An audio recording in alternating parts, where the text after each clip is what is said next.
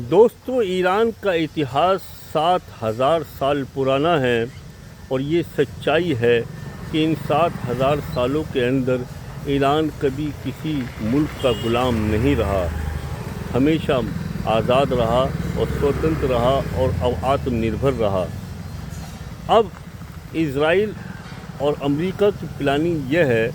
کہ کسی بھی طرح سے ایران کو اپنا غلام بنا لیں اور وہاں کی جتنی بھی ملین نکلتے ہیں اور جتنا تیل ہے، جو تیل کے بھنڈار ہیں، ان پر ان کا پوری طرح سے نینترن ہو جائے۔ یہی جنگ ہے اور یہی لڑائی ہے، اور اس میں سب سے بڑا موڑ ہورموز کا آ گیا، یعنی وہ راستہ جہاں سے تمام 60% دنیا کے دیش کے وہ مال واہک جہاز نکلتے ہیں، اس کے بھی اوپر ڈونلڈ ٹرمپ کی پینی نظر ہے۔ وہ چاہتا ہے کہ یہاں سے نکلنے والے جہاز اس کو ٹیکس کے روپ میں کروڑوں ڈالر ادا کریں۔ ابھی ڈونلڈ ٹرمپ نے ہورموز کے راستے کو بلاک کر رکھا ہے اور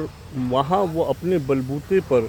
تمام دیشوں کے جہاز نکالنے کا دعویٰ کرتا ہے، اور اس کا کہنا یہ ہے کہ آپ اپنے مال کا 20% ہمیں دو گے تو ہم آپ کے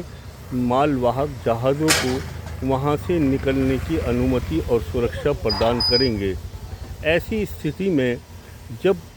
اگر امریکہ اس بات کا دعویٰ بھرتا ہے کہ ہم یہاں سے مال واہک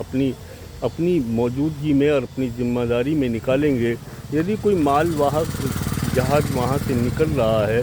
اور اس کے اوپر ایران اگر حملہ کر دیتا ہے تو اس کا ذمہ دار آخر کون ہوگا؟ مجتبیٰ خامنائی نے صاف لفظوں میں کہہ دیا کہ یہ ہورموز کا راستہ ان کا اپنا راستہ ہے، اس پر ہم کسی کا نینترن ہونے ہی نہیں دیں گے۔ ادھر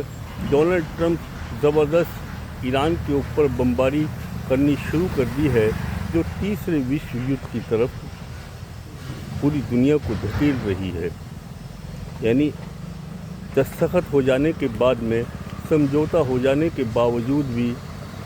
ڈونلڈ ٹرمپ اپنی ضد پر ہی اڑے رہے اور انہوں نے اس سمجھوتے، اس دستخط کی کوئی ویلیو ہی نہیں سمجھی۔ تو اس بات کو